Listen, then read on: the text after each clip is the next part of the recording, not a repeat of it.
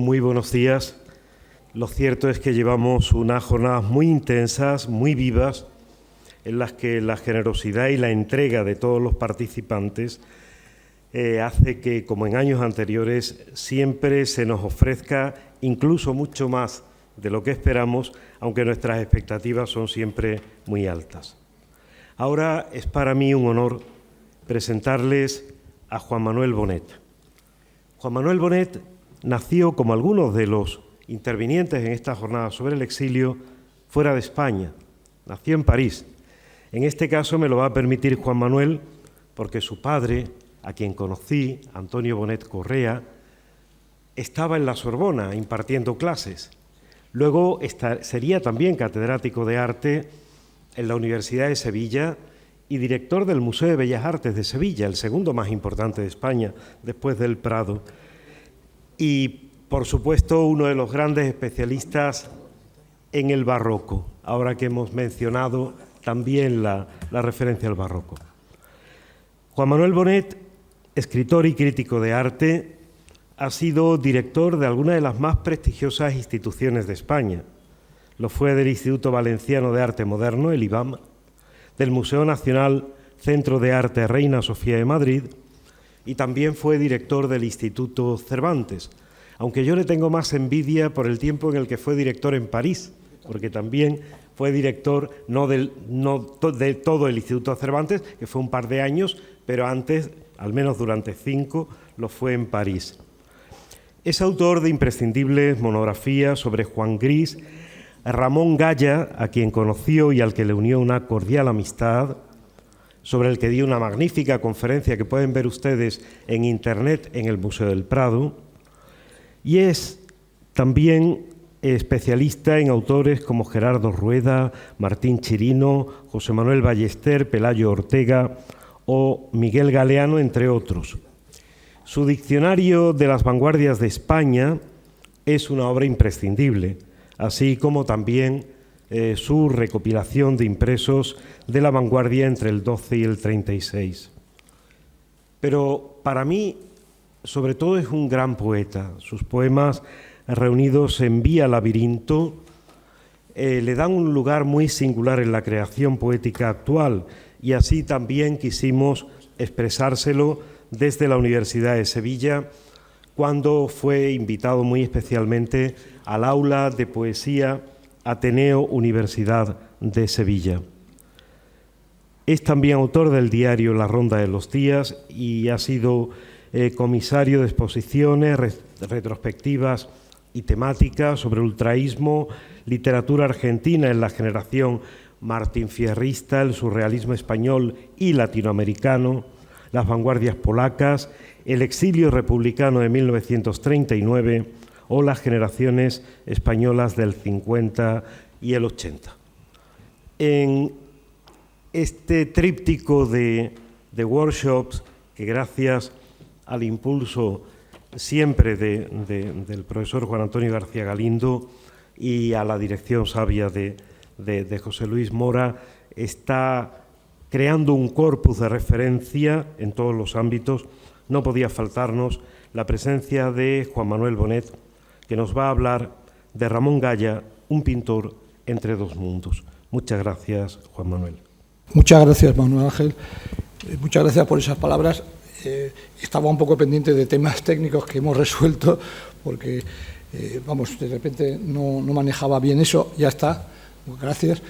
Y de lo que has dicho, te agradezco mucho la insistencia de la poesía, cosa que se agradece. Y efectivamente di un recital allá en la fábrica de tabacos, que fue una circunstancia emocionante para mí. Yo pasé por esas aulas y además mi padre, como has dicho también. Y también suscribo plenamente lo que has dicho de que me envidio. Cuando dices que me envidias lo de París, pues yo también. Yo pasé mucho mejor tiempo. Esto, en fin, dicho muy en confianza, pasé mucho mejor tiempo dirigiendo un Cervantes, que es como un virreinato allá en París, que es mi ciudad natal y el país de mi madre, que dirigiendo luego el Cervantes, que es un puesto precioso, en el que estuve demasiado poco tiempo para poder, padecí más que disfruté, pero también es súper importante y estoy muy agradecido por haber pasado por ese puesto, ¿no? En cualquier caso, cuando me dijiste hablar de Ramón Gaya, evidentemente, pues sí, pues claro, no podía faltar en este taller el tema de las artes plásticas. Encima estamos hablando de un pintor que también fue un gran escritor, fue alguien que tocó muchos palos, que también tuvo un pie metido en la música. Ayer se hablaba aquí de Pitaluga hijo, ¿no? Y enseguida piensa uno en la plástica también, porque aunque no tocaba ayer, pues Pitaluga hizo los decorados de la Romería de los Cornudos, los hizo Alberto, ¿no? Y esos decorados los metí yo, por cierto, en Reina Sofía. Fue una compra divertidísima, porque se lo compré a Pilar López. Y me dijo que claro, que yo le iba a empezar a hablar de patronatos y cosas así. Dije, sí, tengo que hablarte de patronatos. Dice, no, es que yo a los músicos les pagaba con el dinero que llevaba en la faja después de cada recital o así. Dije, bueno, yo no, pero en fin, te garantizo unos plazos adecuados. Me trajo los decorados que miden 18 metros, como sabes, en una bolsa del Corte Inglés. O sea, cupieron porque estaban plegados. En fin, luego se restauraron, pero en fin, fue bastante bonita esa historia. Y la plástica, y concretamente, aunque no he puesto ninguna imagen, pero, por ejemplo, pues también Gaya también tuvo un pie metido en la música a través de su colaboración durante la Guerra Civil en la revista Música, y ilustró, como bien saben los especialistas, pues algunas partituras. Y bueno, puesto que se hablaba de mi padre y que estamos en Málaga, empiezo estas palabras con una imagen de la casa natal de Picasso. Es una placa que la buscaba ayer en la fachada, pasé por allí, la buscaba en la fachada, pero ya no está en la fachada, pero está metida dentro en un espacio. Es una placa que dice, en esta casa nació Picasso, tal, recuerdo de un congreso en honor de Velázquez.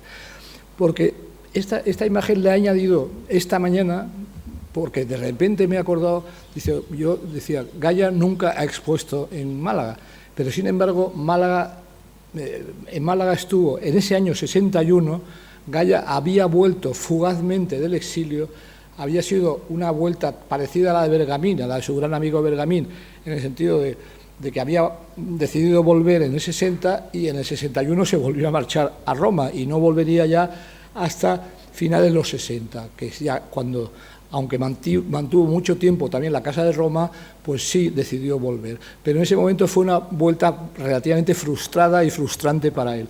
Pero estuvo en ese congreso, donde estuvo también mi padre, por cierto. Y ya puestos a describir un poco el contexto político del asunto, resulta que la presidió la colocación de esta placa Blas Piñar, porque era entonces el presidente de Cultura Hispánica. He indagado de repente un poco y he encontrado unas memorias de Blas Piñar donde dice que le colaron esta placa, que fue un asunto que luego, lo que pasa es que no dice qué represalias tomó, pero que siendo un gran artista, no sé qué, esto no tenía nada que ver con Velázquez y entonces me metieron. Creo que se lo metió Moreno Galván, que había colaborado con Cultura Hispánica, pero que era del Partido Comunista. En cualquier caso, mi padre estuvo aquí y Gaya estuvo aquí y yo tengo un ejemplar de una separata que hizo Gaya. Vamos, todas las ponencias se hicieron separatas a ciclostil y la ponencia de Gaya pues es uno de sus muchos textos sobre Velázquez, ¿no? Que es una de sus constantes. Yo y mi generación fuimos, digamos, un poco los que coexistimos con él a partir del momento en que se instaló definitivamente en España. Yo lo conocí a él en el 78. En el 78 él expuso en la Galería Multitud, que ya no existe, pero que hizo una labor extraordinaria. Es una galería donde eran asesores de arte Paco Calvo Serrayer y Ángel González García, no el poeta, sino el historiador del arte, y allí hubo una exposición y yo le fui a entrevistar para la revista La Calle. Me pidió que le pasara mi entrevista antes de publicarla, cosa que me pareció bien, y encima me valió que me la devolviera reescrita entera, con pequeños matices, a mano. O sea, me dio un manuscrito con una letra suya muy característica, que tenía una letra preciosa, que en parte puede recordar un poco la de su muy admirado Juan Ramón Jiménez. Mi generación lo tratamos mucho, varios amigos que nos hicimos amigos de él en esa exposición, diversos poetas, Felipe Benítez, el gaditano, Abelardo Linares, el sevillano, Andrés Trapiello, el leonés, Villena, Fernando Ortiz también, de sevillano, en fin, muchos amigos tuvo en España, incluidos sus futuros editores. Los Pretextos también surgieron entonces, en fin, tuvo una corte, digamos, de admiradores. Era difícil relacionarse con él porque era un hombre muy exigente. Los Pretextos al principio contaban que él les decía: ya me doy cuenta que quitáis los cuadros de Tapies y de Guerrero para solo poner los míos y tal, o sea, porque, vamos, y a mí una vez en casa también me dijo: no, esto para ser dice, no habrás quitado los Tapies, no, tengo alguno, pero esto para ser abstracto, esto de Raffles no está mal y tal. O sea, era un hombre difícil, te decía a veces cosas muy, vamos, como era él. En cualquier caso, fue algo muy sentido para nosotros, fue algo muy hermoso la relación con Gaia. En general, mi generación buscábamos un poco a los abuelos, también tratábamos mucho a los padres, a la generación del 50, pero a los abuelos teníamos especial interés en entender qué nos ligaba a esos personajes que muchos de ellos tuvieron que marcharse al exilio. Y yo, por suerte, en un determinado momento tuve que ver con el Premio Nacional de Artes Plásticas, que tuvo tardísimamente, y tuve que ver con que recibiera el primer premio Velázquez. El Velázquez se crea a imagen del Cervantes, se crea con vocación latinoamericana, o sea, española y latinoamericana a la vez, y entonces me pareció que realmente Gaia, como exiliado, como residente en México y luego en Italia, pero residente sobre todo en México, que era un premio ya de entrada latinoamericano, o sea, hispanoamericano, y además de eso era alguien que había consagrado una gran parte de su vida a la defensa e ilustración de la obra de Velázquez, a la cual, como veréis enseguida, rindió homenaje en muchísimos cuadros y, por supuesto, en textos admirables, sobre todo en Velázquez, Pájaro Solitario. Y salió bien la operación, aunque hubo envidias y rencores, hubo parte de los pintores que luego, algunos de los cuales recibirían luego el premio. El premio ha tenido un rumbo muy distinto a como se soñaba entonces. Yo pienso, creo que lo podéis ver, se puede ver que no es el equivalente de Cervantes, que es un premio mucho más escorado hacia la última actualidad. En este momento, bueno, en los últimos años realmente ha perdido un poco el rumbo. Carmen Lafont no lo ha tenido, por ejemplo, por decir un nombre que lo tendría que haber tenido. Bien, vamos a contar sucintamente la vida de Gaia y empiezo con una foto del siglo XIX de la Murcia que conoció e ilustró Ramón Gaia de manera admirable. Él nace en esta ciudad. Esta es una fotografía de Laurent, el gran fotógrafo francés convertido en gran fotógrafo español, que andaba con su carromato por toda España, y en concreto Gaia siempre dijo que recordaba a Murcia, desde el exilio, por ejemplo, como una ciudad fina y polvorienta, y siempre tuvo una teoría de Murcia como una ciudad de huertas y huertos. Yo ni me acuerdo cuál es la diferencia entre huerta y huerto. En fin, creo que el huerto es un lugar recoleto, más pequeño, más íntimo, un jardín cerrado para pocos, como diría el poeta, algo así. Y la huerta pues es una cultura que se extiende muchos kilómetros. En cualquier caso, siempre fue devoto de esas montañas azules del fondo de Murcia, fue devoto siempre de sus palmeras, fue devoto de sus norias, fue devoto de sus acequias, y todo eso le acompañó toda su vida. Fue devoto del ocre de las casas, que se lo reencontró de alguna manera en Italia, y fue devoto de su catedral, y fue devoto del Salcillo. Todo eso está en la obra de Gaia. Y me parece que es bonito visualmente empezar pues con ese perfil de una ciudad que luego ha cambiado muchísimo, pero en la cual pues se ve en concreto los Jerónimos ahí al fondo, la catedral con su torre inconfundible, una serie de caminos, una serie de almendros y una serie de palmeras. Esta ciudad está a orillas del río Segura, que vemos aquí, con un puente que reencontramos en su obra, con un ayuntamiento que sigue estando, al lado del cual se construyó un ayuntamiento nuevo de Rafael Moneo. Una vez di una conferencia sobre Murcia y era online en la época de la pandemia, y media Murcia aprobaba hasta que hablé bien del ayuntamiento de Moneo, pero en fin, en cualquier caso, de gusto no hay nada escrito, y me dijeron todo lo anterior bien, salvo lo de Moneo, pero yo creo que está bien que las ciudades también tengan buena arquitectura moderna, pero ahí no se entendió así. He hablado de la catedral, aquí está la catedral fotografiada por Loja. Aquí tenemos a Ramón Gaia con 13 años. No es por enseñar la infancia de Gaia, es por enseñar los inicios de Gaia, porque en el año 23, que es cuando tiene 13 años, ya está pintando. Él era hijo de un litógrafo catalán. Era familia, su padre, de Serafí Pitarra, que es un escritor popular catalán bastante conocido. Y su padre era litógrafo y había recalado en Murcia para hacer etiquetas de conservas.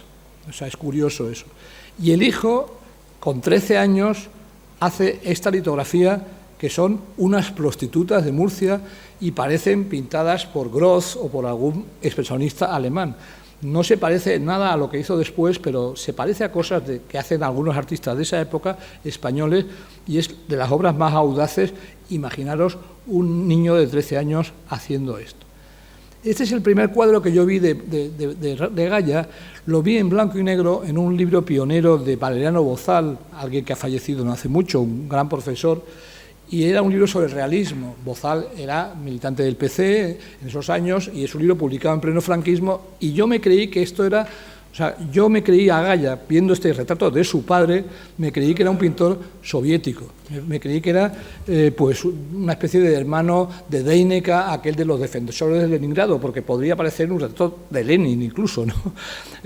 Lo que hacen a veces los contextos. Claro, la foto era en blanco y negro, pero fue de las imágenes que me llamaron la atención, pero por un lado totalmente equivocado. Luego, Bozal, que no ha sido especialmente gallista, pero ha escrito en su Summa Artis, tiene un correspondiente capítulo Gaya, por supuesto, ¿no? Este es un retrato que no he encontrado la foto en colores, pero en cualquier caso es un retrato bonito porque es un retrato de Gaya pintado pues, en esa época, en el año 27 en concreto, se llama Homenaje a Gaya, y está pintado por un pintor un poco más mayor que él, que era Pedro Flores.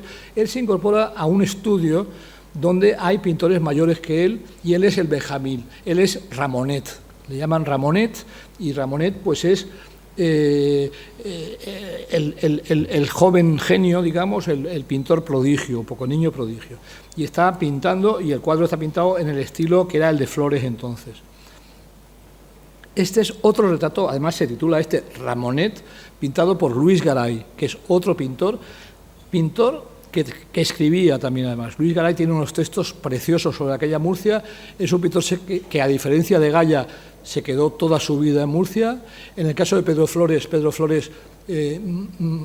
fue, igual que Gaya y que Garay, a París, pero luego lo cuento, y Flores tuvo una etapa muy larga parisiense. Iba y volvía, pero se fue al exilio y siguió volviendo a Murcia. Garay, después del viaje a París, no volvió a salir de Murcia y fue el pintor del barrio, digamos, murciano.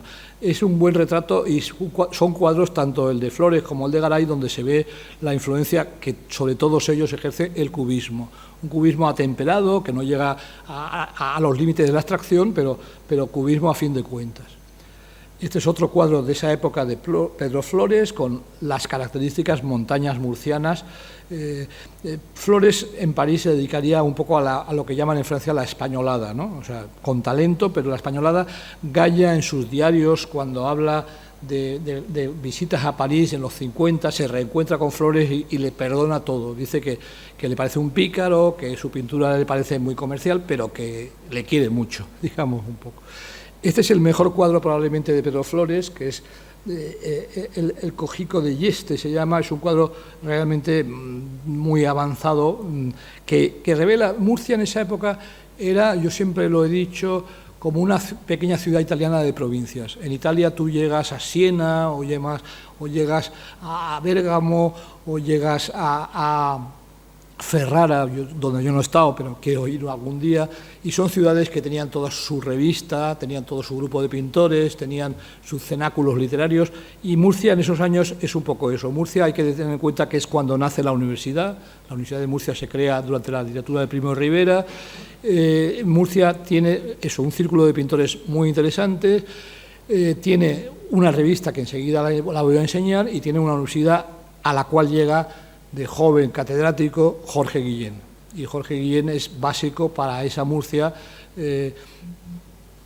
Otro cuadro de Garay de esa Murcia, veis de nuevo las montañas azuladas y veis la huerta y veis las palmeras que se repiten y se repiten. Este es un cuadro muy recientemente descubierto de Garay, que me parece extraordinario, ese guardia civil llevándose a 2 presos, esas mujeres, es un cuadro con un punto muy lorquiano y a la vez espacialmente muy, muy interesante. Es un pintor que tiene un punto un poco solanesco, podríamos decir. Solana, a Goya, por cierto, le gustaba muchísimo.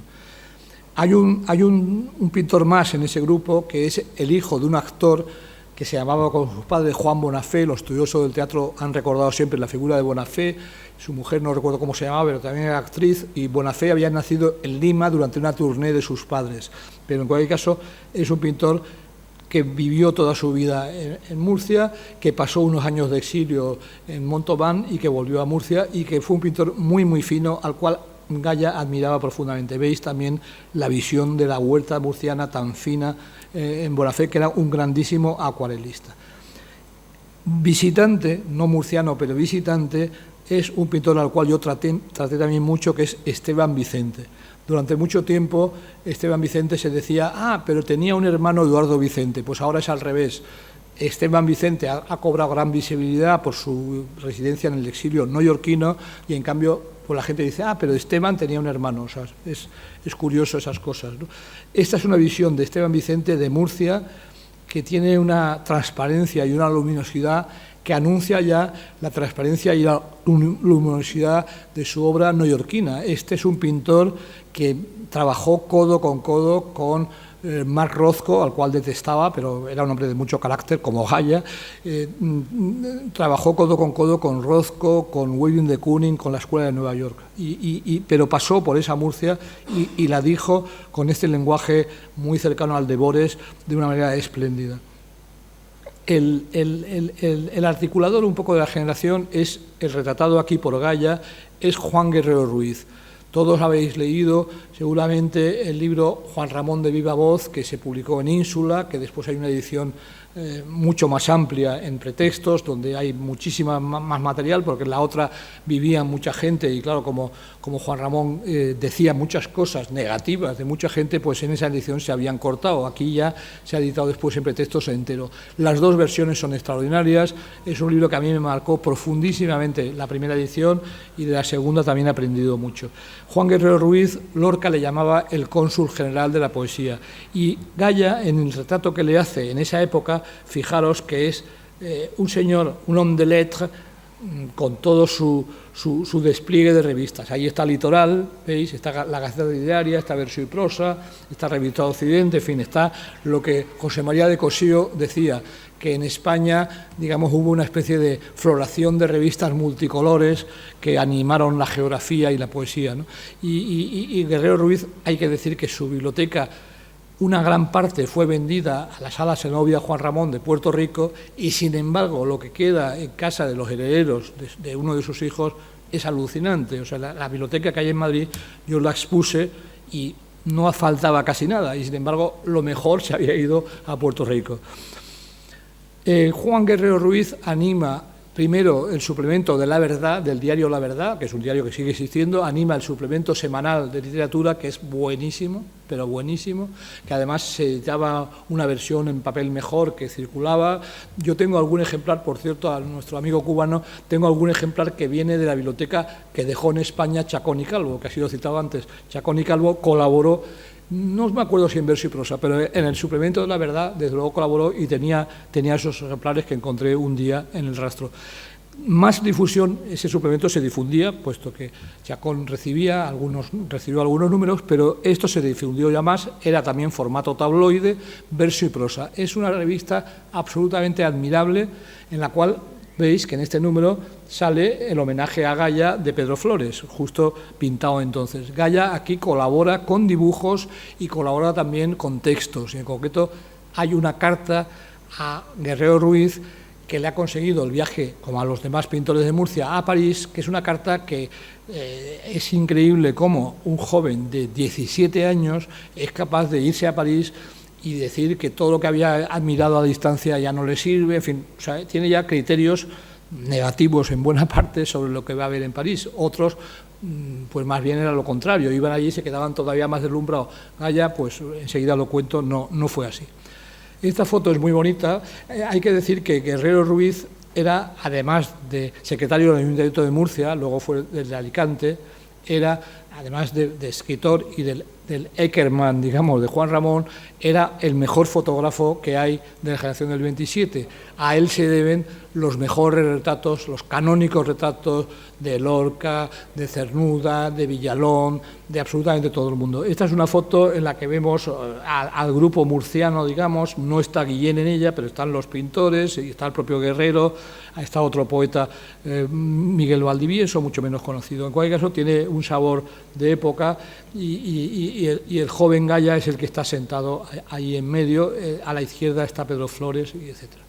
Aquí tenemos a Gaya también pintando precisamente el retrato de uno de los dos hijos. Guerrero Ruiz tuvo 3 hijos, una chica y 2 hijos, y este es el retrato que le hace a Juan Arturo Guerrero, que fue luego arquitecto, y está Gaya muy formal, el niño está como moviéndose y no se le ve apenas, y ahí está el cuadro que pinta. Esa Murcia, la revista Verso y Prosa la hace Juan Guerrero con la indispensable ayuda de Guillén. Juan Guerrero fue de las pocas personas capaces de compatibilizar la amistad con Juan Ramón y la amistad con Guillén. Sabéis bien las diferencias entre ellos, y sin embargo, cuando Juan Ramón se va al exilio, quien se ocupa de salvar lo que puede de la biblioteca de Juan Ramón es Juan Guerrero, y se mantuvo la amistad, sin embargo, también con Guillén. O sea, fue algo bastante singular. Gaya no era muy guilleniano respecto de la poesía, tiene un texto en Litoral, precisamente en la época roja del Litoral, la época de los 70 del Litoral, en un número dedicado a la generación del 27, en uno de los números, no me acuerdo mismo si es un número monográfico, en cualquier caso hay un texto de Gaya allí donde no deja títere con cabeza, donde de Lorca dice que lo mejor es cómo tocaba el piano, donde de Guillén dice que es aburrido, donde de Alberti dice también alguna maldad, y él habla de que lo que les gustan son los difíciles, que son Cernuda y Bergamín. Esos fueron amistades por encima de todo. Yo he participado en un almuerzo con Gaya, donde se nos puso hecho un basilisco porque cuestionábamos un poco la evolución política de Bergamín. Él decía que con Bergamín siempre. Pero de Guillén, aunque tenía, ya digo, sus reservas, no era un poeta que a él le entusiasmara, él realmente no le gustaba ni siquiera el concepto de generación de 27, pero él decía que el primer cántico, él le hizo un muy buen retrato lineal y tal, pero decía que el primer cántico era un libro que estaba empapado del aire de la luz de Murcia, y eso es verdad, y está muy bien dicho, ¿no? Esta foto está tomada por Guerrero Ruiz y es una foto de cuando Guillén vuelve a Murcia de pasada, o sea, está en el exilio italiano, pero vuelve a Murcia en el 51, y es una foto muy bonita por el caserío, por la palmera, por la catedral, de este poeta que vivió unos años extraordinarios en la Murcia donde nació ese primer cántico. La pintura de Gaya de esos años, esto es una visión del estudio compartido, 13 años. Esto es un bodegón un poco más tardío, donde le vemos dedicándose a un género que va a practicar mucho, que es el de la publicación abierta por una página de una lámina. Es un género, se podría hacer una exposición entera de cuadros con cuadros dentro, digamos, ¿no? Cuadros con naipe, un bodegón de tipo poscubista, un bodegón con una monografía detrás de Cézanne, sabemos cuál es. Este bodegón, que estaba él harto de que yo le expusiera, decía, ya está bien de sacarme este pecado de juventud. Este es el cuadro que él encontraba más veintisietista, y tiene razón. Es como un bodegón, casi podría ser un homenaje al romancero gitano. Está la mandolina, el acordeón, el naipe, el papel de aleluyas, la capa torera, en fin, todo el cuadro de toros detrás, y él realmente le tenía una cierta manía. Pero ya no os digo lo que le parecía a este otro. Este otro está en la colección de un amigo mío y es casi un tópico lorquiano, ¿no? Es un cuadro que tiene mucho encanto, pero tiene este escorzo, en fin, todo eso, y a él le ponía absolutamente de los nervios. Estos dos cuadros eran pecados de juventud. En general no le gustaba mucho. Yo, de hecho, luego enseñaré un cuadro y resultó, es un cuadro que fue el primero que compré de él para el Reina Sofía, y me aconsejaron amigos comunes que no se lo contara hasta que no comprara otros. Y fue así, porque claro, era un cuadro a lo Bores, entonces había sido la casualidad que de repente se había podido comprar, pero a él no le gustaba. Esta es una postal que le manda a Matilde Pomés, la gran hispanista, cuyos papeles están ahora en la Biblioteca Nacional de Madrid, gran hispanista a la cual va a conocer en Murcia y después la va a volver a ver en París. Y esta postal, pues vemos un dibujito suyo de esa Murcia. En el año 28, Juan Guerrero Ruiz les da una beca del ayuntamiento para ir a París a Flores, Garay y Goya. Exponen en una galería muy conocida, donde exponían y editaban libros muy buenos. Esa exposición tiene un cierto éxito. Corpus Varga, el gran periodista corresponsal entonces del Sol, hace su publicidad, conocen a Jules Supervielle, él va a hacer la visita ritual a Picasso. En fin, hay una serie de acontecimientos que hacen que sea un viaje bien preparado y que supone una pica en Flandes. Digamos, exponer en París, entonces es la aspiración de cualquier pintor, no digamos de provincias, pero cualquier pintor español quiere imitar el ejemplo de Picasso y quiere convertirse en lo que llamaban un picasseño, ¿no? Este es el cuadro que compré para el Reina, el primero. Veis que esto, claro, no se parece nada a un Goya de madurez, y lo tuve escondido hasta que ya le dije, he comprado este y estos otros más, ¿no? Estos son cuadros muy similares, digamos, en espíritu a lo que pintaba entonces Francisco Bores, al cual ven también en París, que era el alma, digamos, de la escuela 27ista de París. Este cuadro, por ejemplo, yo no lo conozco más que en esta reproducción, creo que la saca el profesor Brihuega en su primera y magnífica antología de las vanguardias de cátedra, y este cuadro también le ponía absolutamente de los nervios, está en paradero, por suerte para él, desconocido. Esta es una foto de Guerrero Ruiz, que no sé exactamente de qué playa es, pero es preciosísima. El perfil de Goya es el perfil del Goya adulto y tiene una atmósfera, vamos, Guerrero Ruiz es que era muy buen fotógrafo. Esto es para inaugurar una pequeña serie de cuadros o de acuarelas, como esta que perteneció a Juan Ramón y que está en Moguer, de la costa alicantina. El grupo murciano frecuenta la provincia de Alicante, igual que los alicantinos frecuentan Murcia. El primer libro de Miguel Hernández se publica en Murcia, en la editorial de Sureste, revista en la que colaboró también Goya. La barca Altea, esta acuarela es ya magistral, 18 años tiene, más Altea, el albir, esta es una belleza, una esencialidad absoluta ya, o esta Altea también, ya en el 36, que esta perteneció a la colección de Leopoldo de Luis, un poeta muy cercano, como sabéis, a Miguel Hernández. Y esto es también una playa alicantina, pienso que la de Altea, aunque no lo especifica, en la que Cernuda, su gran amigo Luis Cernuda, es retratado por Goya. Es el momento en el cual Cernuda está en misiones pedagógicas y misiones pedagógicas también pasaron por la provincia de Alicante.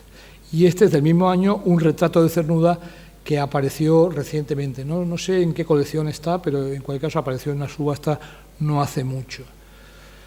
En Alicante, precisamente en su Ateneo, tiene lugar la primera individual de Goya, ya tiene 25 años, ha llegado ya a cumplir 25 años, lleva ya de carrera 12 años. El catálogo lo prologa Antonio Sánchez Barbudo, futuro compañero de Hora de España, y veis que las propias acuarelas hablan de los itinerarios de misiones pedagógicas. Misiones pedagógicas fue la gran aventura intelectual de esa generación para muchos, entre ellos para Ramón Goya. El museo del pueblo, el museo ambulante, digamos, de las obras maestras del Prado, copiadas por 3 pintores, Goya es uno de los 3. Los otros 2 son Eduardo Vicente, no Esteban, que hemos visto antes, sino Eduardo, el luego conocido como pintor madrileñista, y Juan Bonafé, el hijo del actor. Cada uno le toca un cuadro. Por ejemplo, las Meninas no las pintó Goya, curiosamente, sino que las pintó Juan Bonafé.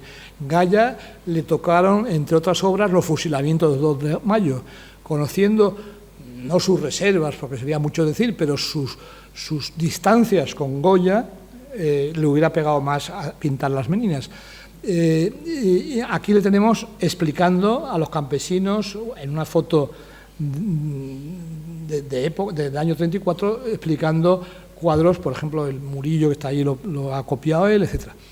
Aquí le tenemos también desplegando los cuadros, y aquí tenemos el Baltasar Carlos saliendo de la furgoneta. Esto es una aventura muy paralela a la de Barraca, digamos. Esta es una copia de Gaya, es la única que tenía en una reproducción buena que se puede ver. Es la copia de esta infanta el cuadro se atribuía en esa época a Velázquez, hoy sabemos que es de su yerno Mazo. Gaya se casa entonces con su primera mujer, Fe Sanz. Aquí están paseando ambos por la calle de Madrid en el año 36, que era misionera pedagógica también, la había conocido en la provincia de Almería, me parece que era de Almería ella. En cualquier caso, la ha conocido en el contexto Misiones, y tiene una hija, Alicia, de la cual luego contaré el destino. Se ha citado antes la revista Hora de España. Evidentemente, Gaya en Hora de España, bueno, Gaya pasa la guerra civil en Valencia primero y luego en Barcelona, cuando se traslada los últimos restos, digamos, de lo que fue Hora de España y tal, se trasladan al final de la guerra, hacia el final de la guerra a Barcelona, como muchas de las instituciones culturales republicanas.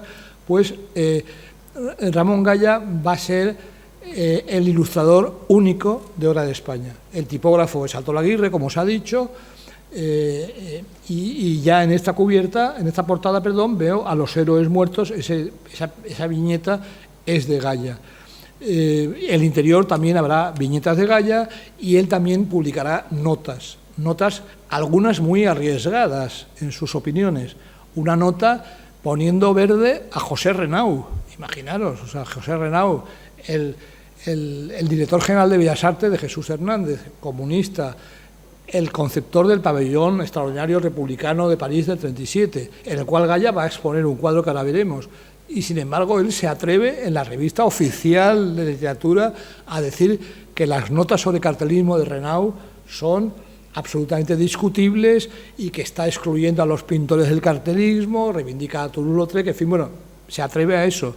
Se atreverá también a ponerle algunas pegas a Miguel Hernández, que es el poeta casi oficial, digamos, del régimen republicano.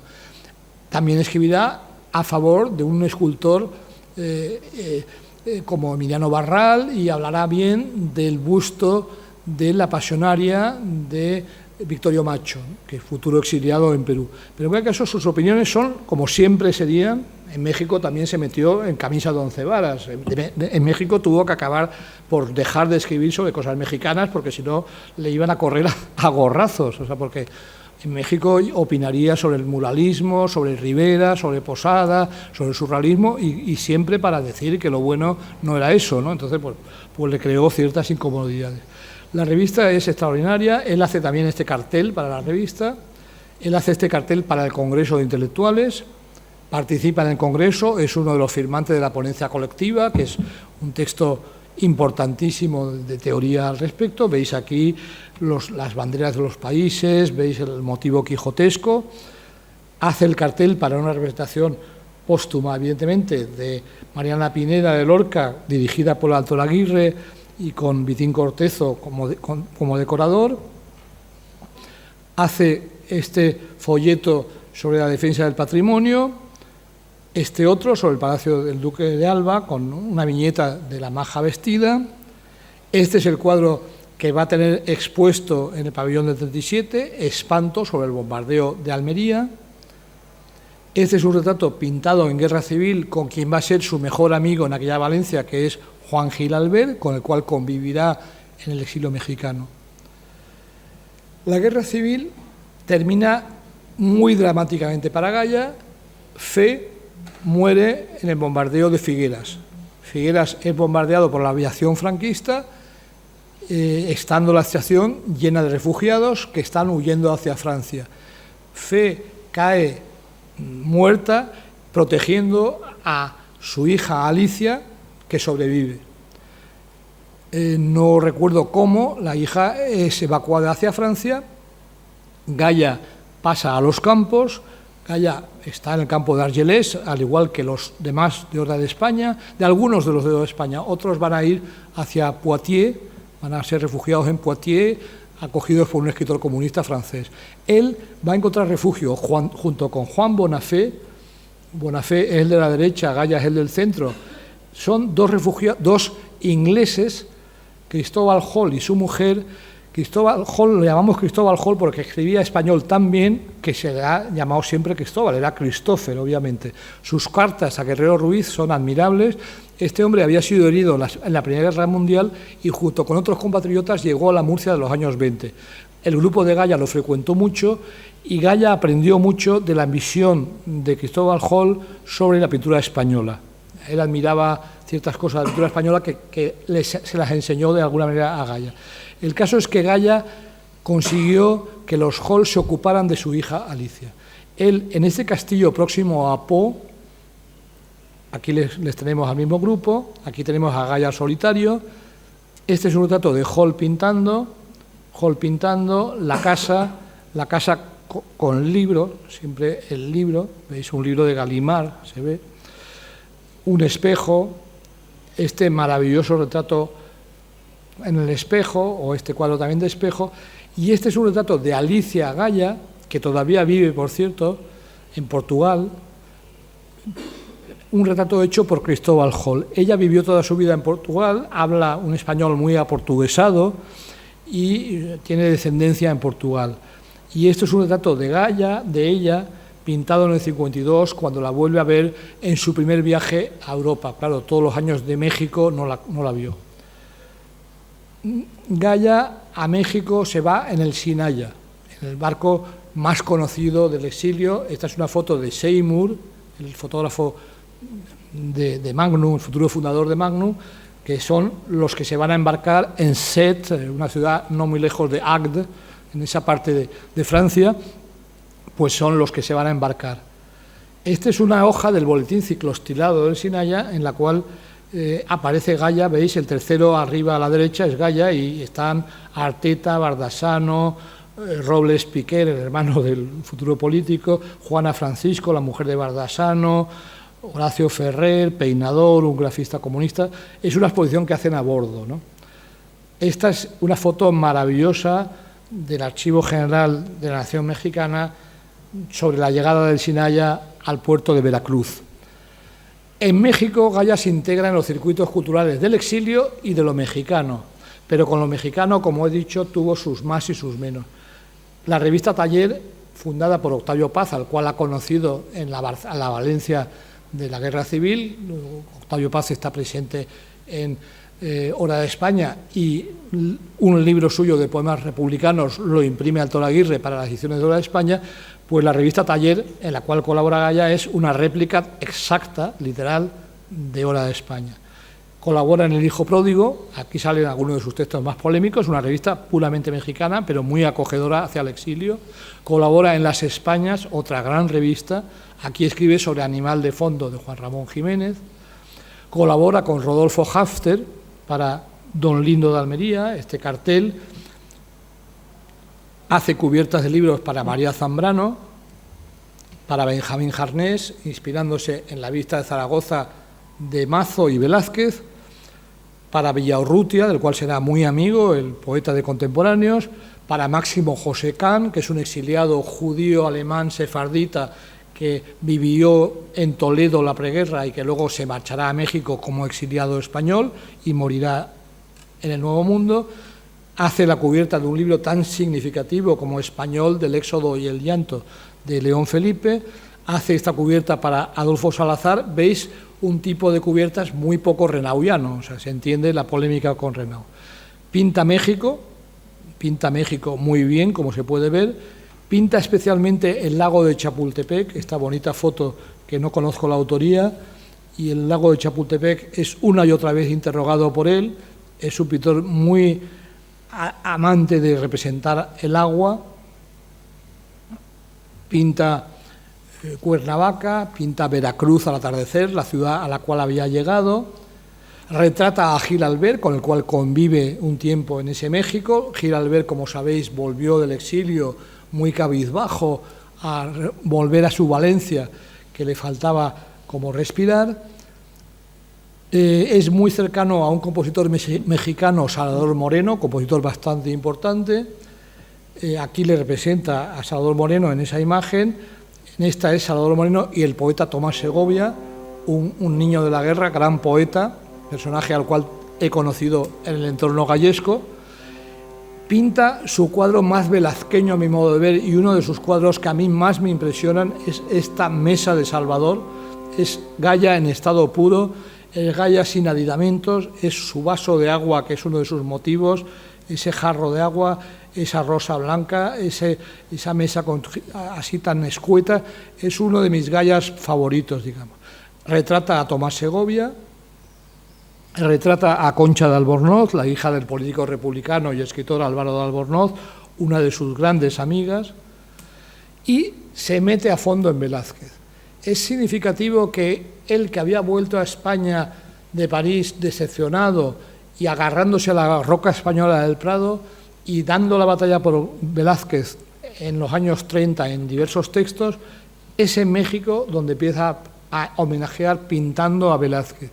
A él le falta el Louvre y le falta el Prado, le faltan los museos europeos. No soporta el Museo de Antropología, no le va, no es su mundo. Y otros exiliados, Renau mismo, le interesaba ese mundo, a él no. Y él lo que hace es poner, un poco como Cortázar en Rayuela y en su propia casa, láminas y postales con chinchetas. El Museo del Pobre, el Museo Portátil. Y es bonito que su gran aventura velazqueña empieza así y que incluso sus pasiones venecianas empiecen también ahí, porque ahora mismo voy a enseñar, esto en concreto es él fotografiado por otro exiliado alemán español, Walter Reuter, delante de una versión de las Meninas. Esto es el primer cuadro que pinta en homenaje a Velázquez, nada más llegar a México al año siguiente, el año 40. Ahí tenemos a Velázquez a través de un libro, aquí tenemos a Velázquez a través de otro libro. Aquí tenemos los dos cuadros de la Villa Medici en un libro. Este también es extraordinario. Es otra vez el género del libro, pero es monográficamente la pasión velazqueña, El niño de Vallecas, el cuadro, la Venus del espejo de la National de Londres. Todo esto, este cuadro, por ejemplo, no lo había visto al natural nunca, pero aquí está también a través de una lámina, de un detalle. El Baltasar Carlos. Copas de agua, tazas, un porrón, tazas y más tazas, un anticuario, el cuarto donde vive, con una lámpara encendida, y Europa. Él va a hacer un primer viaje con Concha Albornoz, en el cual participa también Gil Albert, que ya había vuelto a España, pero que hace el viaje también. Hacen un viaje a Italia, donde hay fotos que no las he puesto porque no las tengo en buena calidad. Van a Florencia, van a Venecia, van a Roma. Y él, después de ese viaje, va a hacer un viaje a París en el 53. París desde Montmartre, los muelles del Sena, un pintor en el Sena. Pero París es una etapa. Vuelve a ver a Pedro Flores, vuelve a ver a Bores, pero el objetivo es Italia. Italia es el país en el que estuvo Velázquez, es un país donde está Venecia, que para él es la patria de la pintura naciendo de las aguas de Venecia, tiene alguna obra con este título. Este es el mapa de Venecia donde él ha apuntado sus sitios. Esto es del archivo del Museo Gaya de Venecia. Pero ya en el año 51, todavía en México, había pintado este homenaje a Carpaccio y este otro a Tiziano. En Venecia él emula a Turner. Las acuarelas de Turner son un modelo para él y se ve en este tramonto a Venecia, en este río San Barnabá, en este San Marco y la Piazzetta, acuarelas o lienzos, a cada cual más admirables. Y admirable es también su Diario de un pintor. Hoy conocemos una versión amplia donde hay muchas más cosas, pero la primera versión que publica Pretexto del Diario de un pintor, las páginas centrales son las páginas venecianas. Dice como nadie Venecia, el agua chapoteando sobre los acantilados de mármol, podríamos decir con Juncker, sobre las baldosas de mármol. Es capaz de reducir a veces a Venecia a dos trazos. Un ex libris para un escritor murciano amigo, Flores Arroyuelo, es una góndola con el gondolero y en tres trazos está dicha Venecia. la Piazza San Marco, la Salute, el puente de la Academia convertido casi en algo chinesco. Esta otra versión del puente, esta es propiedad de Andrés Trapiello concretamente, el Café Florian, la Pietà, o este cuadro que lo veo todos los días porque fue el regalo de boda que me hizo Gaya, lo he prestado muchas veces, es esa copa suya tan inconfundible con la Salute al fondo.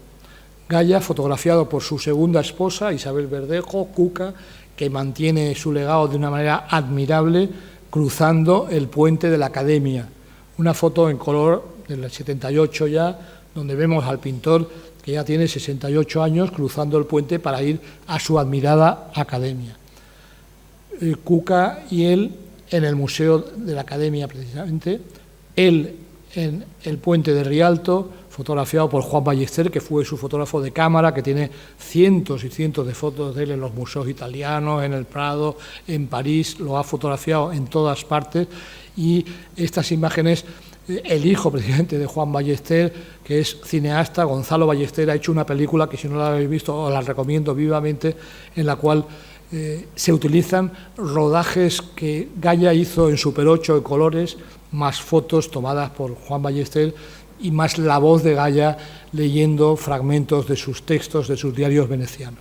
Gaya en Roma es donde fijó su residencia, siempre tuvo el sueño de una casa en Venecia, no lo consiguió, tuvo el sueño de una casa en Aix-en-Provence, no lo consiguió, ni vendiendo el piso de Roma conseguía comprar una casa en Aix-en-Provence, la patria de Cézanne, pero en Roma sí tuvo una casa donde hoy hay una placa muy cerca del Campo di Fiori, la Piazza Navona. Aquí está con Salvador Moreno, el compositor mexicano, en Roma. Aquí está en el Café Greco, y una de las cosas que hice en el poco tiempo de mi dirección del Cervantes fue poner un dibujo de Gaya, un retrato de la mujer de Rossellini, la segunda mujer, no Ingrid Bergman, sino la india, en el Café Greco, donde ya anteriormente el Cervantes había depositado un fragmento de María Zambrano. Allí, en esa cuna de la civilización europea que es Roma, y en ese lugar donde han pasado tantos de tantos países, pues está ese pequeño detalle de un fragmento del diario romano de Gaya y un dibujo original colgado para los restos allí. Yo me encargué de colgarlo, decía, no, ya lo colgaremos, dije, no, aquí está, y he vuelto y sigue colgado, y seguiré siempre yendo a ver que esté colgado. Roma, otra acuarela que es propiedad de Trapiello, esta visión admirable de Roma, ese amarillo de Roma también admirable, o ese, yo no puedo pasar por ese lugar, por el Castel de Sant'Angelo, sin acordarme de un ciclo de obras donde dice, digamos, esa Roma del Tíber. O la de la Villa Medici, tiene también versiones, pero esto es un homenaje a Velázquez a través de una recreación de la Villa Medici. En Roma retrata a Victoria de los Ángeles, de la cual fue muy amigo. Aquí está fotografiado en Florencia, esta es la cubierta del tomo de correspondencia suyo. En Florencia pinta el Ponte Vecchio también admirablemente. Vuelta a España y casi termino con su vuelta a Murcia. Vuelve a Murcia en el 60, está entre Murcia y Madrid, vuelve a ver a Bonafé, aquí está Bonafé agachado y Gaya de pie. Él pinta esta preciosa vista de la alberca, que es donde tiene el estudio de Bonafé. El pintor Alfonso Albacete me ha contado esta visita, porque él entonces era un niño, como Gaya lo había sido en tiempos, tenía 13 años o así, pero vio llegar allí al viejo Gaya, o al Gaya mayor, soy más viejo que Gaya lo era entonces, pero vio llegar a un pintor que vuelve del exilio y que viene a ver a su viejo amigo. Este es un homenaje más tardío, del 82. Gaya es excelente haciendo homenajes a otros pintores. Aquí pone una acuarela de Bonafé, de las Salinas, me parece que es una acuarela de Cádiz o así. Gaya retrata a los tejados de Madrid. En Madrid le acogen gentes que son conocidos de la preguerra, entre ellos Leopoldo Panelo y otros. Bergamín está en ese Madrid, luego acabará abruptamente la estancia de Bergamín, pero le hará en el año 61 este extraordinario retrato a Bergamín, que está en el Museo Patio Herreriano de Valladolid. Hará para el ABC una serie de artículos autoilustrados sobre el Prado, entre ellos no está este cuadro en el Prado, pero dentro de un artículo sobre Velázquez hace también esta versión de La Dama del Espejo. Publica en la editorial Airón de Fernando Baeza, un socialista del interior, publica El sentimiento de la pintura, que es su gran libro.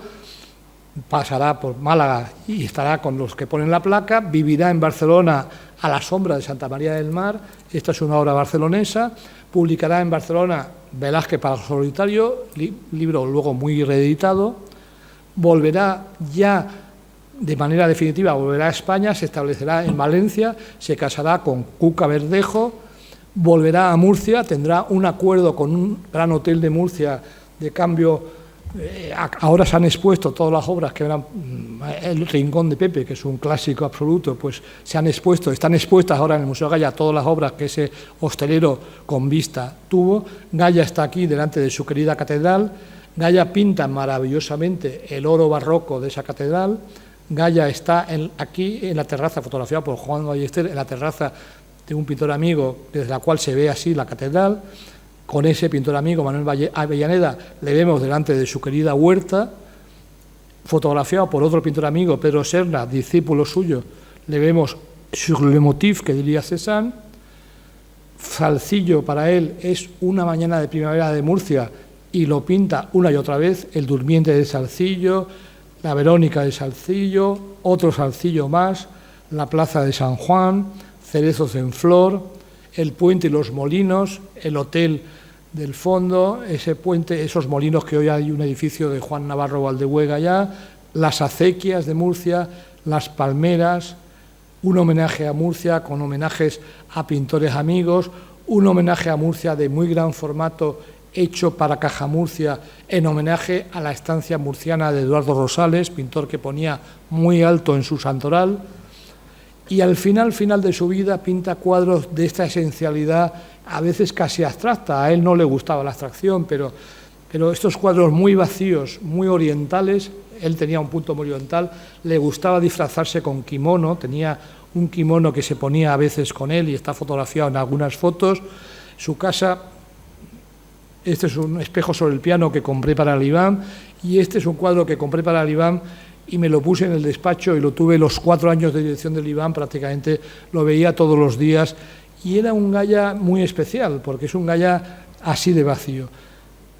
Penúltima imagen, la Casa de Madrid de Goya, con cuadros suyos, con cuadros de Tiziano, con cuadros de Velázquez, siempre con las láminas, con un cuadro de un pintor costumbrista murciano que ha versioneado, con una foto de Murcia abajo a la izquierda. Este era el mundo cotidiano de Goya, con unos limones, unas peras, unas porcelanas, su copa. Nosotros en casa tenemos unas copas muy tradicionales españolas y siempre decimos, ponemos las copas Goya, las llamamos las copas Goya, esa copa blanca, esa copa de cristal tan sencilla y tal que él pintó una y otra vez. Y aquí esta foto muy especial, Goya tocando el piano, con sus queridos abanicos, con sus queridos papeles japoneses, y hoy en día Goya no enseñó ninguna foto de los honores que recibió, pero recibió de manos del hoy rey emérito, recibió el premio Velázquez, se hizo una exposición en Reina Sofía que comporta el premio esa condición, ese hecho. Entró así expositivamente en ese museo, la comisarió por encargo mío Enrique Andrés Ruiz, un notable poeta, y hoy su legado se conserva en un precioso museo al lado de la Plaza de las Flores, en Murcia, la Casa Palarea, llena de Goyas, una casa que la viuda va alimentando, tiene prometida la biblioteca, ya ha donado parte de ella, está constantemente haciendo donaciones y es un pequeño museo que funciona. Nada más.